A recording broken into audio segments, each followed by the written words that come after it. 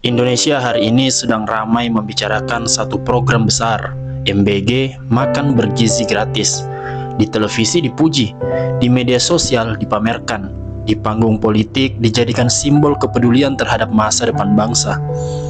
Anak-anak sekolah kini mulai mendapatkan makan bergizi. Ada susu, ada nasi, ada lauk, ada harapan bahwa generasi Indonesia akan tumbuh lebih sehat dan lebih kuat. Dan jujur, itu memang program yang baik. Karena kita tahu masih banyak anak Indonesia yang pergi ke sekolah dengan perut kosong. Masih banyak yang sulit fokus belajar karena lapar.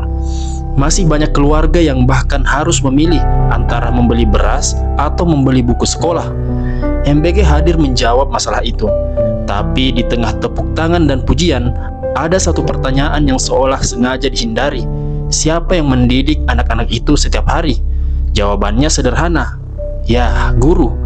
Dan di antara mereka ada jutaan guru honorer yang hidupnya justru jauh dari kata sejahtera. Ironisnya begini, negara mampu memberi makan gratis untuk murid, tapi belum mampu memberi kehidupan layak untuk gurunya.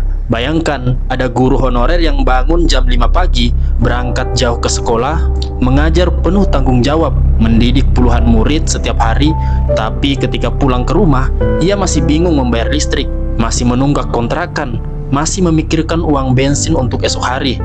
Bahkan di beberapa daerah ada guru honorer yang gajinya lebih kecil dari uang jajan muridnya sendiri.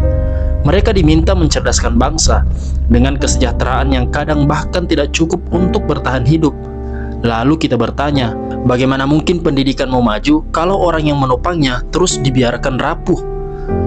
Kita terlalu sibuk membangun pencitraan pendidikan, tapi lupa memperkuat fondasinya.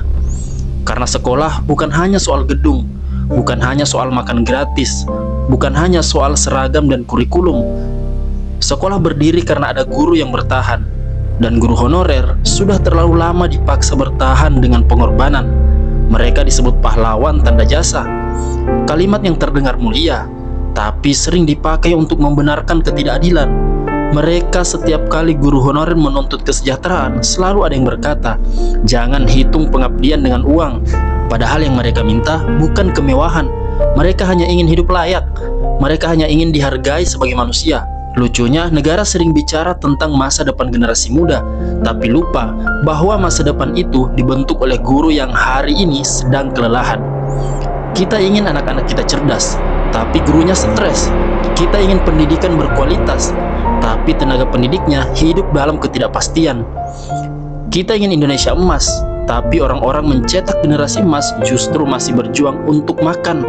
Dan di sanalah kritik itu seharusnya diarahkan. MBG bukan masalah, program makan gratis bukan musuh. Yang menjadi pertanyaan adalah, kenapa perhatian terhadap murid tidak berjalan seimbang dengan perhatian terhadap guru? Karena pendidikan tidak bisa dibangun setengah hati. Anak yang sehat memang penting, tapi guru yang sejahtera juga sama pentingnya. Sebab guru lapar tidak mungkin menciptakan pendidikan yang benar-benar kuat.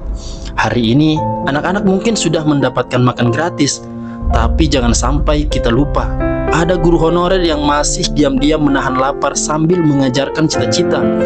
Dan jika negara benar-benar serius ingin membangun masa depan, maka bukan hanya piring anak yang harus diisi, tapi juga kehidupan para guru yang selama ini menjaga mimpi Indonesia tetap hidup.